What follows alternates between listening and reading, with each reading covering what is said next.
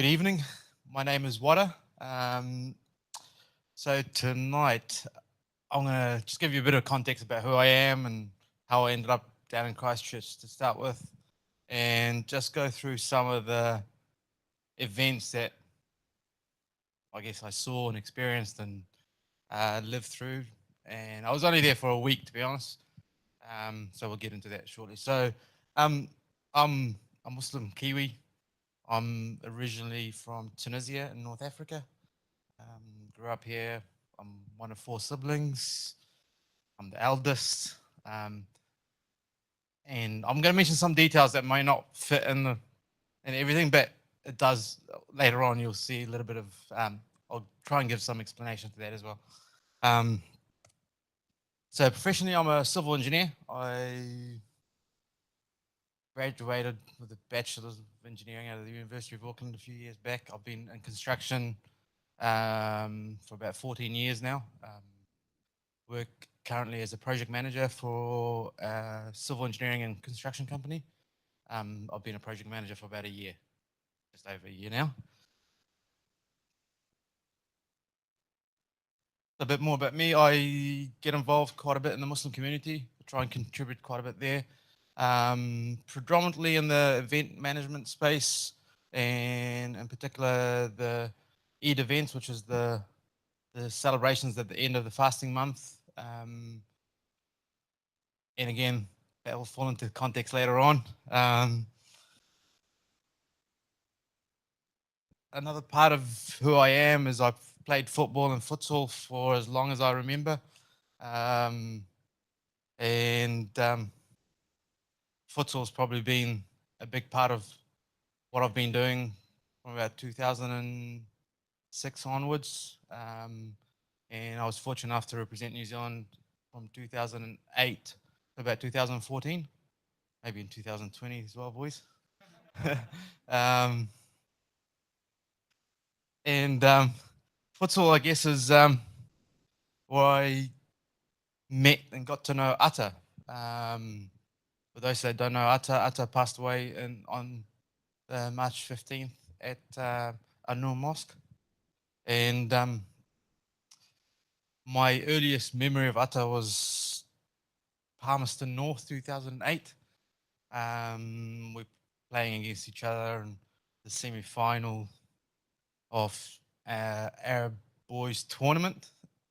It wasn't a tournament as such, it was more of a social gathering, and part of getting together was playing futsal together. So, and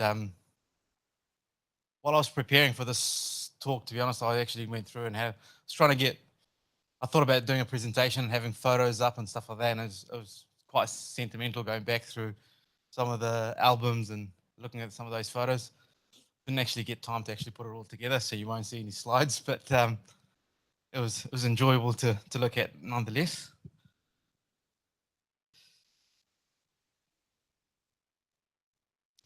So a little bit more about me and Atta. We actually played together for New Zealand. We travelled a fair bit. We actually played together in 2009 here in Auckland, and that theme carried on for quite a while, where we either played locally, internationally, and stayed together. So when we first heard the news, it was what's everybody in Christchurch doing? Where's Atta? Is he all right? Is his dad all right? Is Eamon all right? And it was just, who's there now? And it was a frantic rush from about, I think I found out about 3 o'clock that it went down. Elias was one of the first people I called. And yeah, it was chaotic. And I think once it dawned on you that it was, the magnitude of it sunk in, it was an easy decision to go down to Christchurch. And it was actually my little brother who called me up. He said, look, should we go? That was around 6 o'clock in the evening on Friday, or 7 o'clock. And by then there was no news about who was injured, who'd been killed. The number was just growing by the minute. And it was just chaos. So when my brother called me up, it was an easy, yep, what are we going to do there? Was check up on everybody and help out at the funerals. So for those that don't know Muslim funerals that probably got a glimpse of it in the news. What you saw is not how it normally goes. It really is not what a Islamic funeral is. The typical chaos that goes in with a funeral for a single burial is, it's almost like people are fighting for who carries the body, and it is quite chaotic. So we thought at the bare minimum we can go down there and help that a little bit, and that was more of an excuse to go down there because everybody wanted to be there at the time. So, um, so we we booked the very first flight out of Auckland on Saturday morning. Uh,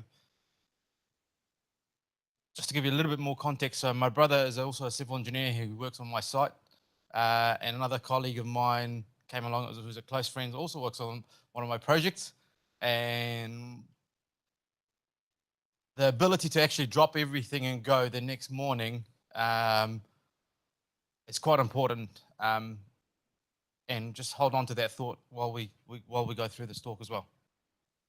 So going down to Christchurch Saturday morning, the mood was, it was just heavy. The emotions were quite high. You were anxious. The anticipation what was going to be down there was high, and the expectation was, there was no expectation. You didn't know what you were walking into.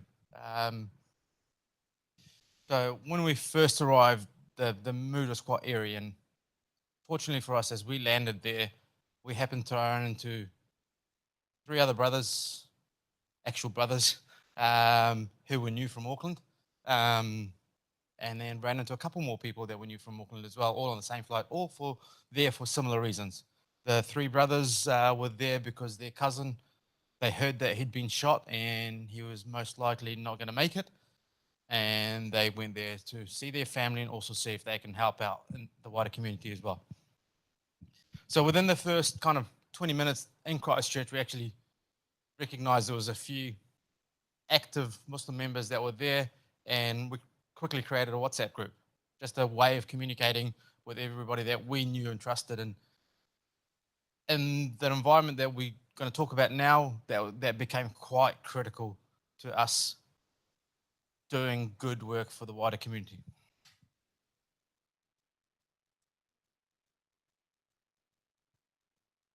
So we got to the airport, connected with everybody that was there, jumped in a rental, and we drove to another friend of ours who we knew was at the mosque, and we knew he survived, a guy by the name of Ayman.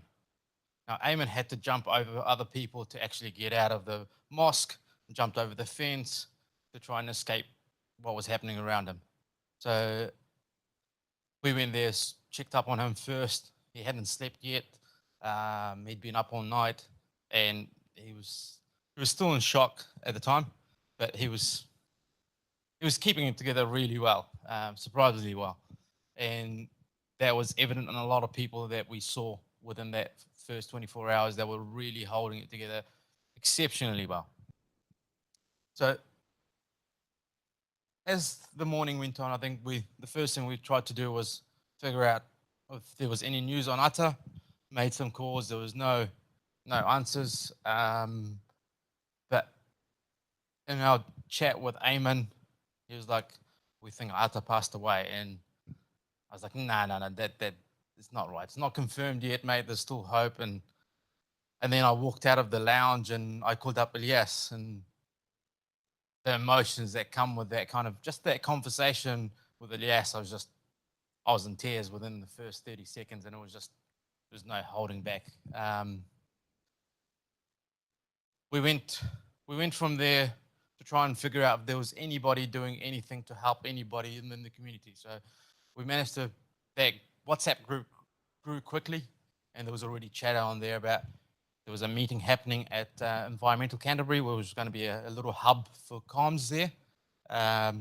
So we just made our way straight there, and it was pretty obvious there was no organizational structure whatsoever. There was nobody leading anything. It was just the people that were there had either been directly affected or just involved in the chaos somehow. By that stage, me and my brother and a couple other people had got talking, and it was really evident that the emotions were so high. So we left that meeting pretty quickly, left the local guys that were there to their own devices and to carry on. And I went to the hospital to check up on whoever was there, and my little brother went to the cemetery, which was our intention of figuring out what's happening there. As that morning went on, it became clearer and clearer. There was still no announcement of the victims. The bodies hadn't been collected from the mosque yet. There was still very much chaos. There was very much lack of communication with a lot of people. They had no idea what was happening. After the hospital visit, my brother came back from the cemetery. He's like, look, we should really go to the cemetery and have a look. When he turned up there, he got turned away. He's like, no, what are you doing here? We don't need anybody here. Go back. So, and he recognized that maybe they needed a bit of help and stuff like that. So he insisted, he's like, you need to come with me. We need to go have a chat with them. And this is really where we stumbled upon this leadership role effectively. We didn't have any intention of going down there to lead anything. We just wanted to help the community and help our people and figure out where our mates were and how they were doing.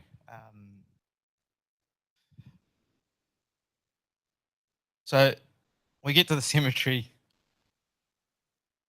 We again get received with a very cold shoulder.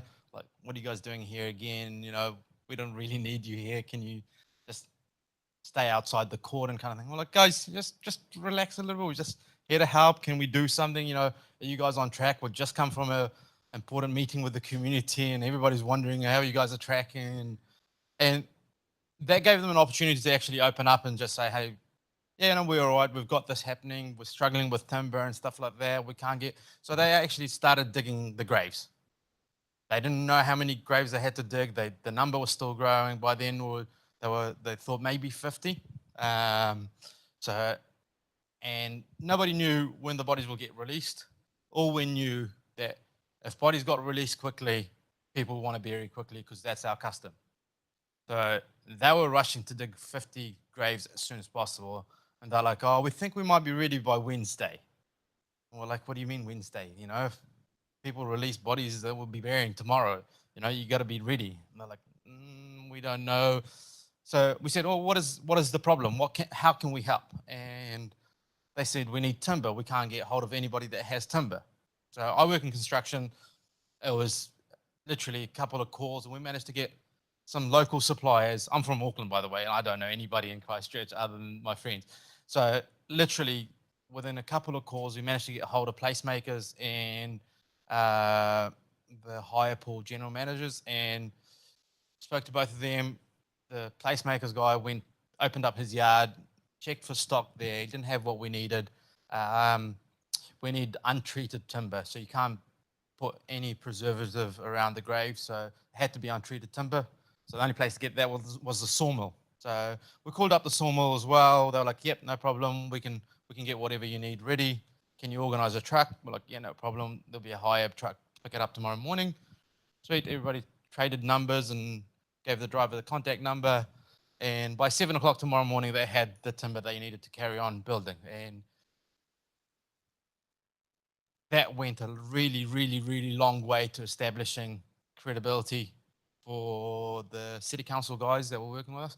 And looking back at that moment, that was probably one of the most pivotal moments of our week there in terms of establishing trust and credibility between the city council guys who had no idea of what the Muslim community required for a funeral arrangement, and our role in making sure that they got what they need and the Muslim community got what they needed to remember and bury their loved ones.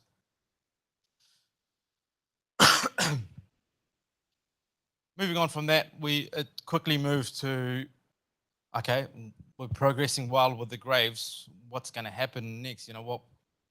What happens at the funeral arrangement itself. So we got talking a little bit more with the city council around requirements, the prayer. How does the prayer happen? Does it need to happen in a certain area? Does it happen in a certain direction? And we started going through the logistics with them and working with them through what needs to be done and what must happen. And that process took about 2 days of working through. So that was Saturday, Sunday, and Monday. By Sunday, there was still no clue when the bodies were getting released. And we kept attending a number of meetings post that with the wider community, with the police, with a number of people around getting a bit of a timeline from the powers that be as to what was happening. And we were none the wiser, none the clearer.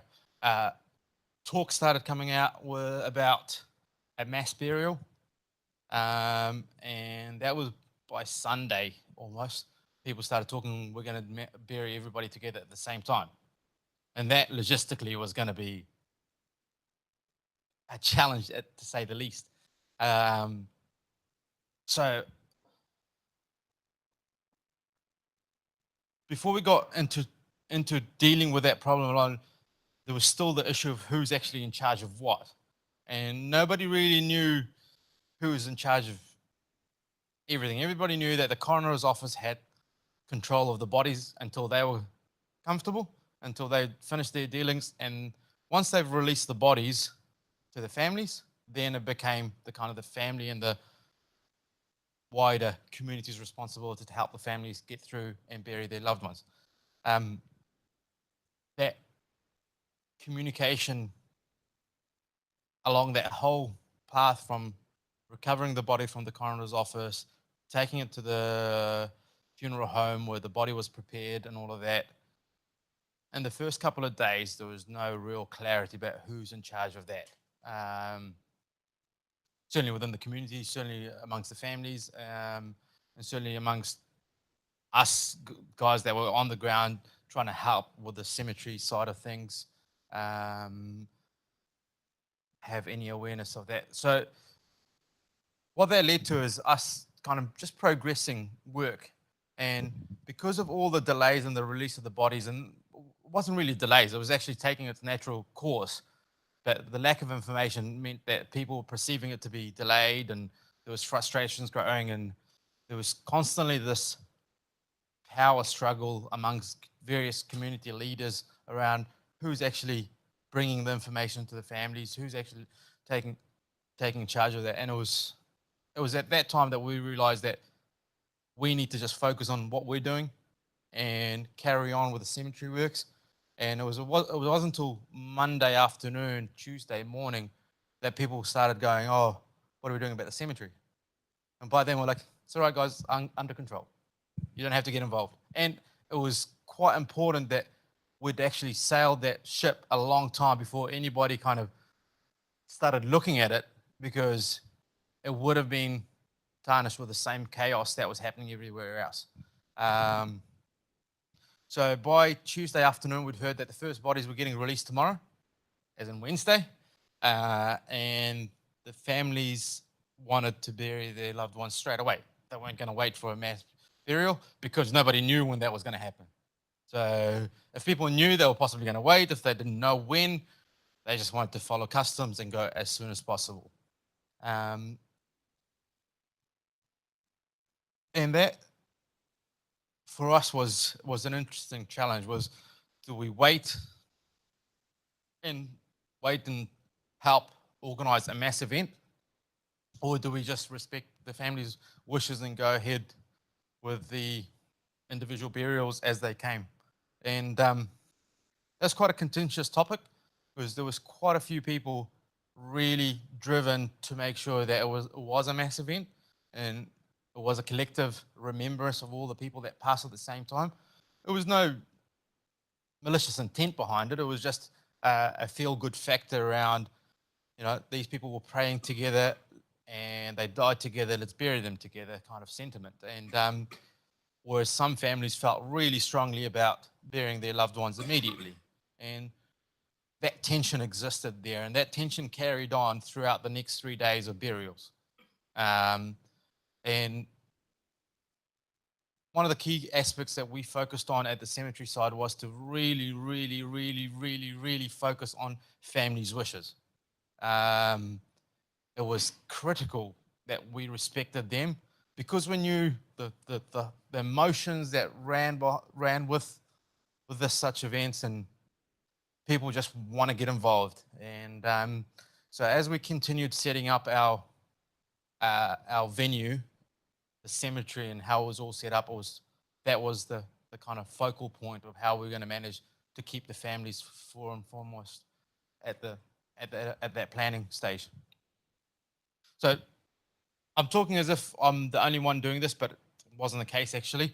So my younger brother, who reports to me at work, actually started getting more and more involved, and he actually was leading the cemeteries team.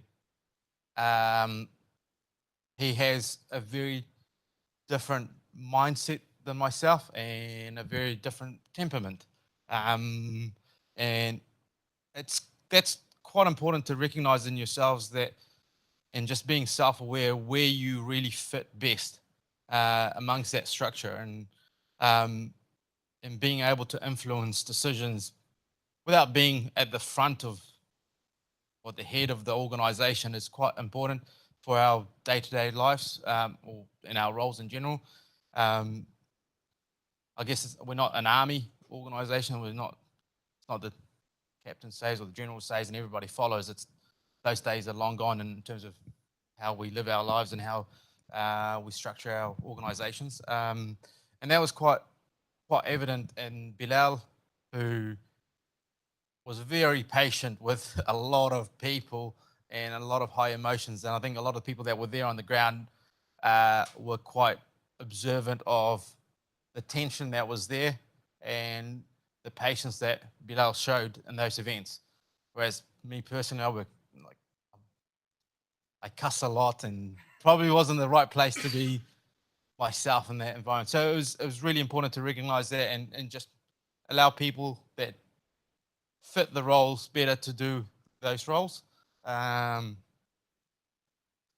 So coming back to Wednesday, we were having our first burial sometime in the morning.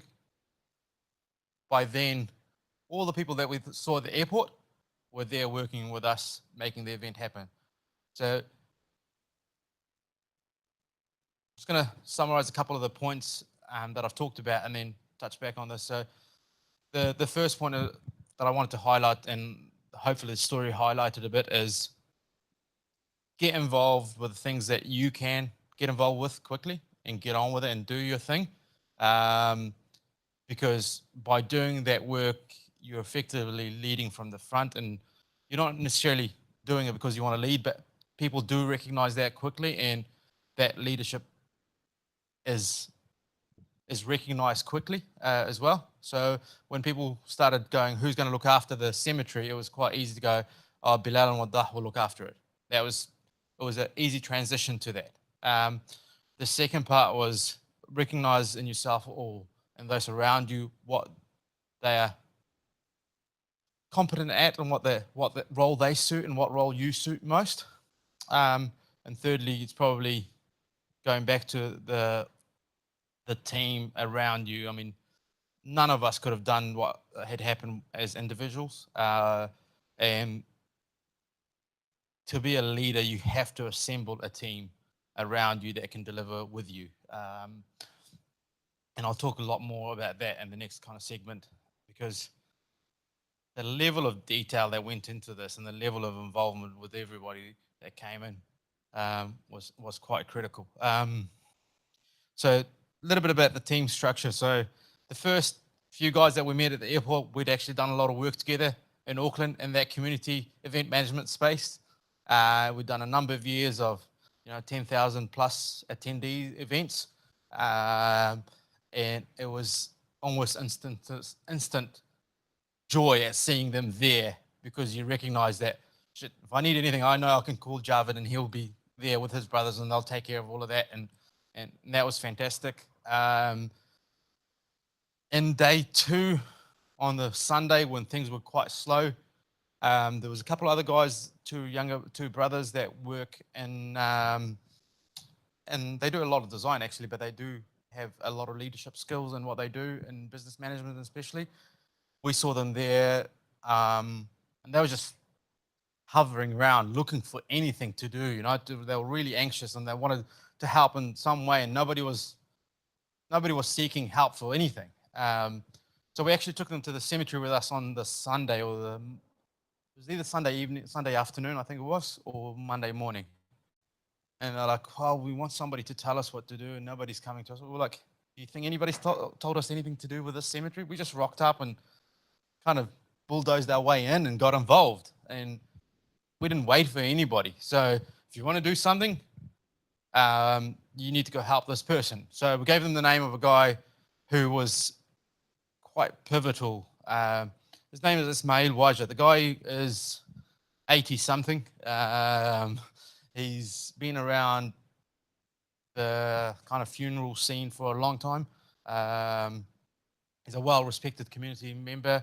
He was one of the few people that was actually called upon by the New Zealand government and the New Zealand police to attend. So he flew out of Auckland on Saturday morning in a chartered plane with a whole bunch of key personnel out of Auckland. The guy is full of, he's well respected, he's full of ideas, and he's got the right temperament about him, as in he's cool, calm-headed, but he doesn't have the energy to actually do all the physical works and all the implementation.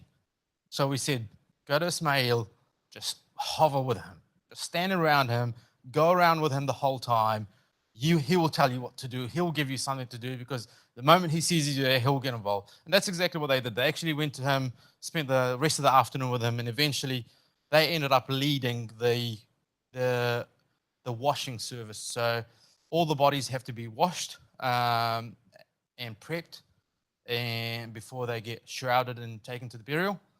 The two gentlemen ended up getting a team of volunteers. So some of the logistics around that was, so we ended up working with Lamb and Hayward funeral directors.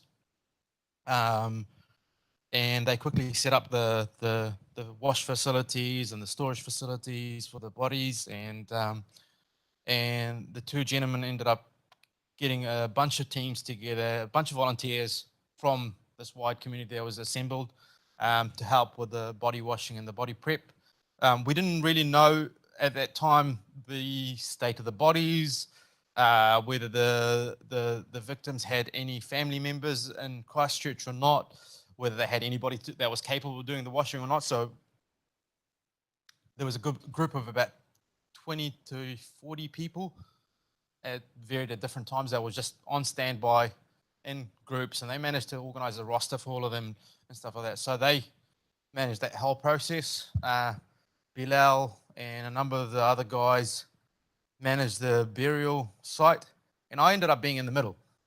So I ended up making basically the key element of any burial is to ensure the correct body ends up in the correct allocated grave. And when you're trying to do a mass burial, that was really, really, really important, in the sense that you could easily get it wrong. So we basically worked together with the funeral home guys and the logistics guys, and ensuring that I know the two guys managing the washing, I know the guy that's doing the burial, I know how they operate, I know how he operates. Hopefully I can tie the two together. But I didn't know anything about internment processes and nothing at all. I think I've attended maybe 3 funerals in my life before that. And I don't know how I landed there. It was more that I thought I could help in that space more than anything else. It was more that the Bilal and the other boys, the Mirza brothers, we all trusted each other, and we trusted that we can communicate with each other well. And landed in there and tried to help out. You didn't know what families wanted until the morning or the afternoon or a couple of hours before the burial was. The body was getting released from the coroner's office, and we were getting a call that the family wanted to wash and bury within the next 2 hours, and they wanted the 2 o'clock time slot, and this is 11 o'clock. Like, hang on, guys, can we just at least get the body here, make sure that it gets done? No, that's what the family wants. Okay, but then I just have a 1:30 funeral, we have a 2:30 funeral, time is tight, can we? And you couldn't really assign a grave until you were certain that that funeral was leaving. Because if you assign it in this grave and then tomorrow you have 30 to be buried and you've got this odd grave in the middle of everything that's just going to congest your operation, it was kind of like. So we went through and actually made a process with the Lamb and Hayward guys, and we agreed that only one person will issue an interment notice, and that was Vivian from Lamb and Hayward, and only one person will issue the plot allocation, and that was going to be me. So she wasn't going to get any interment notices. She couldn't issue it until she got a plot number. The only way to get a plot number was to talk to me. So, and I wasn't allocating any plot numbers until I knew when that funeral was going out. Until I was certain it was going out at that time. So, logistically, it wasn't too much of an issue. There was plenty of vehicles available to take various bodies out at different times. But it was key to get the planning right. And from a leadership point of view, it was probably the key was understanding that process and that crisis environment, how that whole process needed to work before really putting any systems in place. And I don't think you're ever prepared for crisis situations, no matter what crisis plan you put in place. I've read a number of crisis management plans that just piqued my interest in the past, but none of them really tell you what the crisis is. Just something disastrous could happen. So having that mindset that you need to get the full picture, you need to understand what needs to happen is the key element. And I think you can get involved with that at the time with the right level-headed people around. And if you don't feel that's you, maybe you need to find that right person. But I think nobody really steps into. I don't think you put your hand up for leadership. I think it kind of comes to you, and it comes to the environment you're in. You might get attracted to it a bit more. You might get attracted to those situations more, and that you might be more susceptible to being in those situations. But I think being prepared to take it as it comes is probably the most prepared you can be. If that, guys, I've not done these speeches before, so just bear with me when I get the words wrong. Yeah, reflecting on it a couple of weeks ago, last week, 2 weeks ago, yeah, with the construction manager of the New Zealand ICC building, the big convention centre in town there. We got talking, and he said, well, I don't even know how you even get involved with that. Why would you even put your hand up to go down? But I don't think you have a choice a lot of the time. I think you get there and you're in amongst it, and you can't just walk away. Some people do walk away, but for me, it wasn't. I couldn't walk away from that situation. I saw that I could be of help, and I got on help. But yeah, I think that'll do me. I think that's close to my 40 minutes. Any questions? Thanks, Greg. Awesome. Cheers.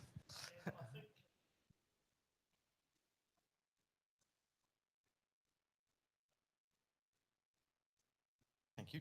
Yeah. Other questions?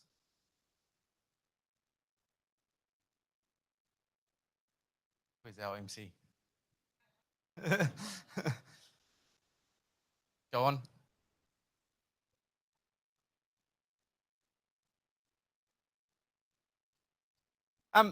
So I've not had any leadership training. like most of you here, I think that it's funny. Before Hadi mentioned the leadership during crisis stuff, we actually talked about the leadership grind probably a week or two before he spoke to me about it, and I actually got really intrigued by it. It's quite cool. I mean, I'm an engineer, so I was in more technical stuff. I wasn't a designer, so I actually worked in construction most of my life.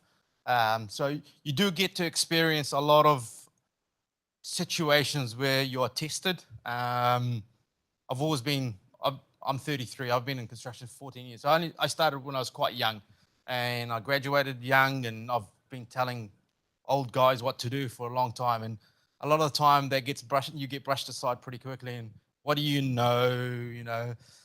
Don't be a dick. You're a foreigner. Get lost. Like, and not in nice words either. So after a while, you start growing a thick skin and trying to figure out what works for you, because you still got to get the job done. And I think that's probably been the best learning place for me in terms of developing leadership skills. The other big place for me around learning to lead and learning to manage people has been probably the community events. So that Auckland E-Day, New Zealand E-Day events have been phenomenal in my personal development. I got involved with that 2012. Yeah, good. So I was in my mid-20s helping, deliver a mass event for 10,000 plus people at ASB Showgrounds, Eden Park, and various other places. So, and that was really, really, for a young guy, it was quite good development and good learning. And we were interestingly talking about it last week, me and Hadi, about how can we do the same for other people that want to do volunteer work and community work, where they get some good reward out of being involved. I'm pretty certain that was a highlight of in my development, and it definitely helped in my professional development as well. So, in terms of my style, I don't think I've finally got to what my leadership style is yet, but I think we've got a long way to go, but we'll see.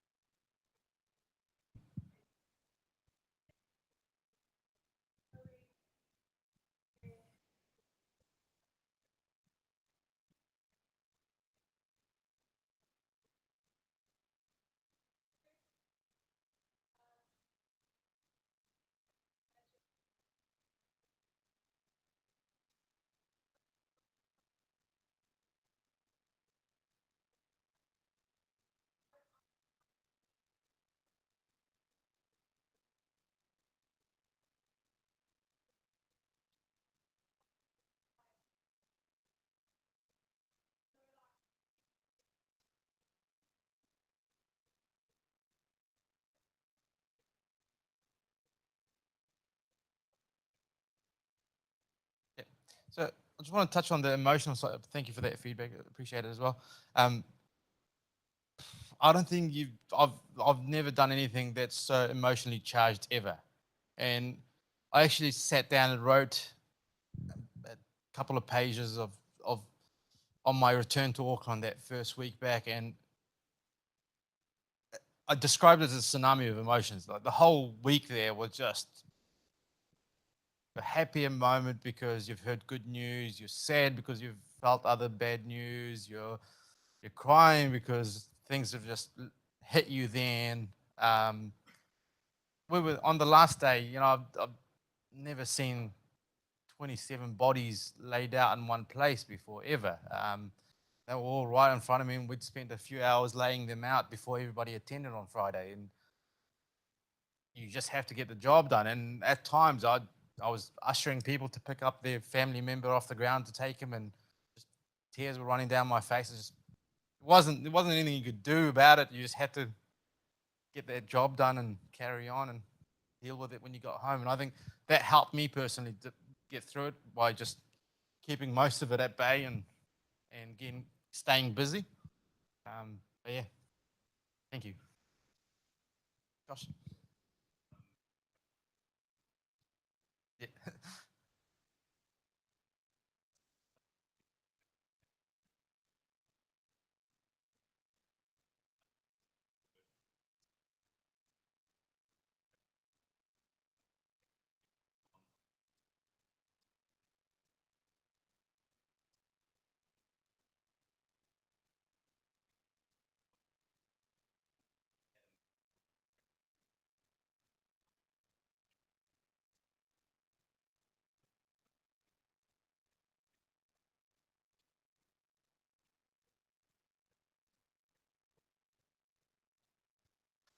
I there was certainly a lot of challenging times between me and Bilal.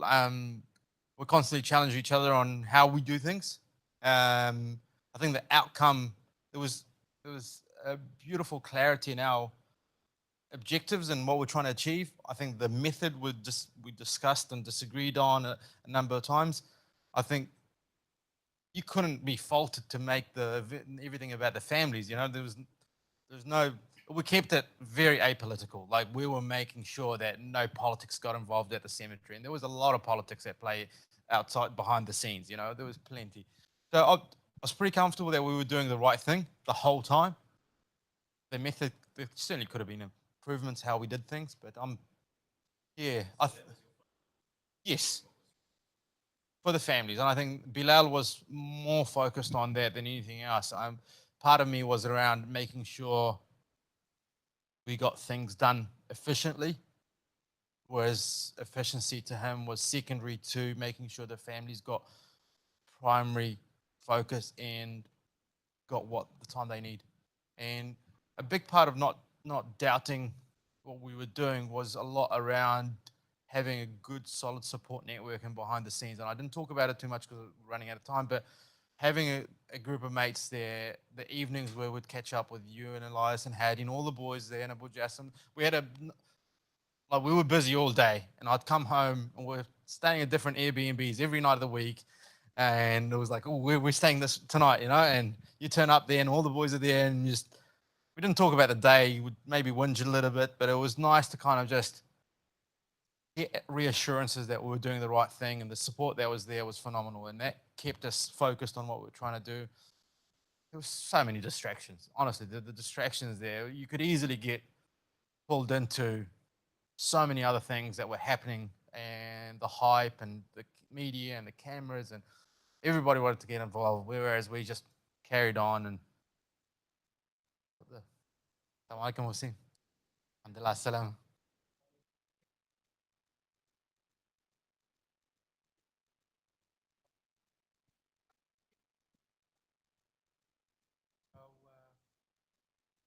Thank you very much. Assalamu alaikum, everyone. My name is Wasim. You guys have experience of what happened. Hopefully, it's not going to happen again. But let's say if it's happening again, what's the chances that we're going to be more organized? It wasn't very organized for the families. You guys try to do your best, and you guys done an amazing job. Thank you very much on behalf of a lot of my victims and friends. So how can we be more organized? How can we identify a group that this group will be communicate Christchurch, Auckland, all the cities for the Muslims and the non-Muslims. So it's our country, so we need to be more focused. People need to be in a mosque. People need to be in a church or whatever. So do you have any future plan to be connecting with the city council or like a group sort of?